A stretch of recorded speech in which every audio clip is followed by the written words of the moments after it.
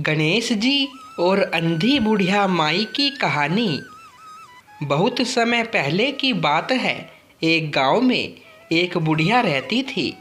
उसकी आंखों से लगभग नौ के बराबर दिखता था। अंधी बुढ़िया के परिवार में वह खुद और साथ में बेटा बहू रहते थे। टूटी फूटी मिट्टी गारे और फूस की झोपड़ी थी। घोर गरीबी के बीच छोटे मोटे काम करके वे लोग किसी तरह से अपना गुजर बसर करते थे। अंधी बुढ़िया गणेश जी की बहुत बड़ी भक्त थी। दिन रात ईश्वर के ध्यान में लीन रहती थी। नित्य नियम से आरती वंदना अर्चना पूजा करती और प्रत्येक गणेश चतुर्थी के दिन व्रत रखती। रात्रि में चंद्रमा को अर्घ्य देकर ही अन्न ग्रहण करती। उसका सारा जीवन बस अपने इष्ट को भजने में ही बीता।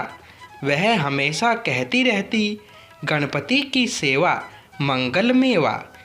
गणेश जी अंधी बुढ़िया की भक्ति से बहुत प्रसन्न हो गए और बुढ़िया माँ को दर्शन देकर बोले, मैं तेरी भक्ति से बहुत प्रसन्न हूँ। तुम्हें एक वर देता हूँ, जो चाहे मांग लो। बुढ़िया माई का पूरा जीवन घोर गरीबी में बीता था, फिर भी उसमें गजब का संतोष था। माँ ने गणेश जी से कहा, आपके दर्शन हो गए, मेरे सारे मनोरथ पूरे हो गए, मुझे कुछ नहीं मांगना। गणेश जी मंद मंद मुस्कुराते हुए अपनी परम भोली भक्त से बोले, आज मैं थोड़ी जल्दी में हूँ, कल शाम को फिर आऊँगा, तब अपना वर मांग लेना। ऐसा कहकर गणपति अंत ध्यान हो गए। अंधी बुढ़िया माँ जैसे नींद से जागी। उसे विश्वास ही नहीं हो रहा था कि सचमुच भगवान ने उसे दर्शन दिए हैं, लेकिन उसके पास गहरी आस्था का बल था, इसलिए अविश्वास का कोई कारण ही नहीं था। वह सबसे पहले अपने बेटे के पास गिरती पड़ती दौड़ी दौड़ी गई और हाँफते हाँफते उसे सारी घटना विस्तार से सुनाई। बेटे को माँ की बात का यकीन ही नहीं हो रहा था, पर माँ की अटूट भक्ति पर उसे पूरा विश्वास था। बेटा अपनी माँ से बोला, माँ आप भगवान से ढेर सारा धन मांग लो, जिससे हमारी निर्धनता सदा के लिए दूर हो जाए। पास ही में बैठी बहू माँ बेटे का सारा वार्तालाप ध्यान से सुन रही थी। सास के पास आकर उसने बड़े उत्साह से मधुर स्वर में कहा, माँ जी आप हर समय कहती रहती हो, बच्चों के बिना घर बहुत सोना सोना लगता है, आप बप्पा से पोता मांग लो। अंधी बुढ़िया माँ सोच में पड़ गई, बेटे की बात मानूं या बहू की। काफ़ी देर सोच विचार करते हुए अनमनी सी रही, पर दोपहर का खाना खाने के बाद वह पड़ोस में बतियाने के लिए चली गई। बातों बातों में बुढ़िया माई ने अपनी सारी राम कथा पड़ोसियों को भी कह सुनाई। पहले तो उन्होंने उसका खूब मजाक उड़ाया, फिर उसे समझाते हुए बोले, माई क्या काम के है माया और नाती पोते, आँखों से तो तुम्हें कुछ दिखाई देता नहीं और कितना जीवन शेष है। ऐसा करो तुम अपने लिए आँखें मांग लो।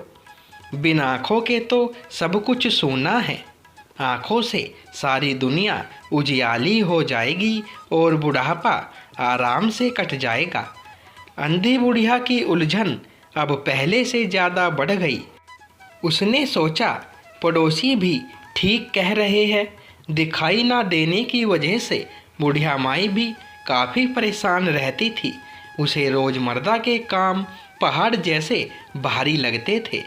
क्या मांगूं क्या न मांगूं, इसी सोच विचार में अंधी बुढ़िया अपनी लकड़ी को दाएं बाएं टक ठुक देखती हुई घर की तरफ चल पड़ी।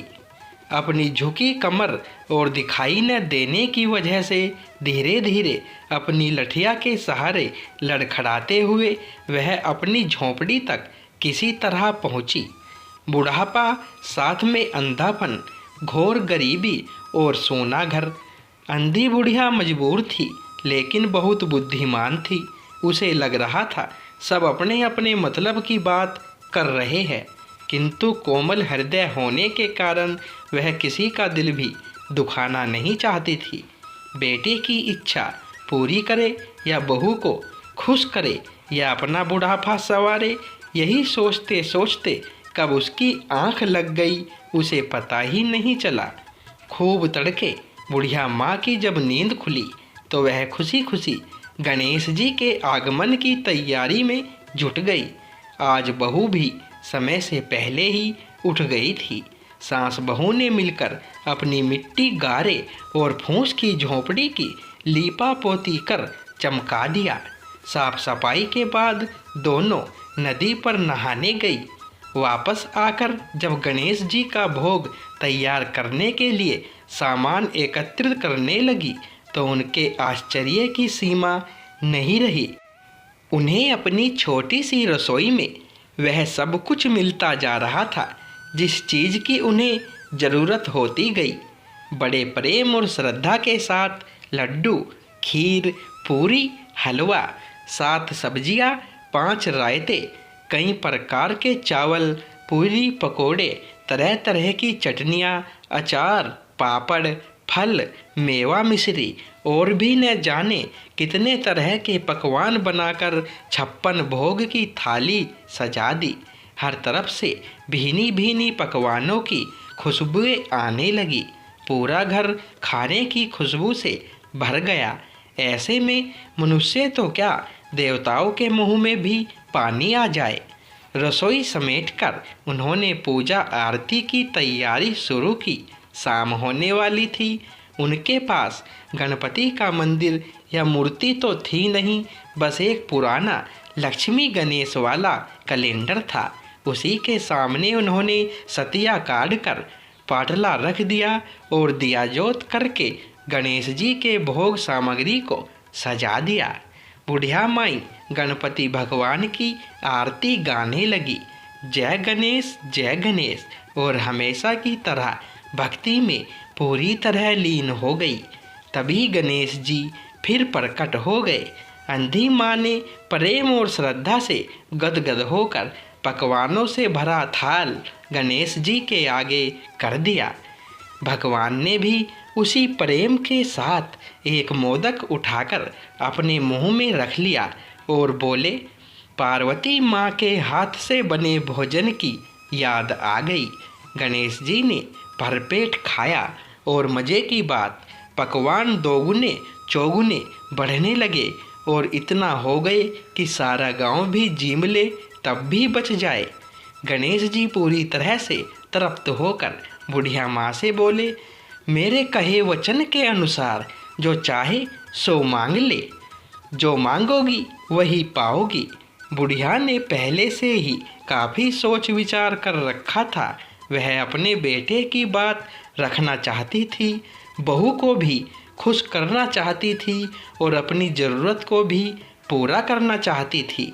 अंधी बुढ़िया हाथ जोड़कर गणेश जी से बोली, यदि आप मुझ पर प्रसन्न हैं तो मुझे 9 करोड़ की माया दे, निरोगी काया दे, अमर सुहाग दे, नाती पोते दे, समस्त संसार का सुख दे और अंत में मोक्ष दे। गणेश जी बुढ़िया की चतुराई पर हंसते हुए कहने लगे, माई तूने तो हमें ठग लिया, लेकिन तूने जो मांगा है वो सब कुछ तुझे मिलेगा। ऐसा कहकर गणेश जी अंतर्ध्यान हो गए।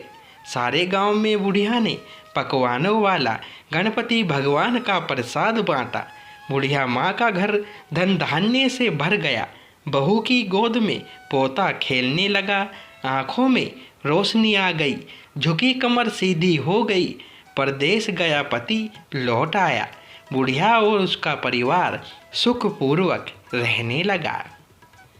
तो दोस्तों, ये कहानी आपको पसंद आई हो तो वीडियो को लाइक करें, शेयर करें और चैनल पर पहली बार आए हो तो चैनल को सब्सक्राइब करें। धन्यवाद दोस्तों।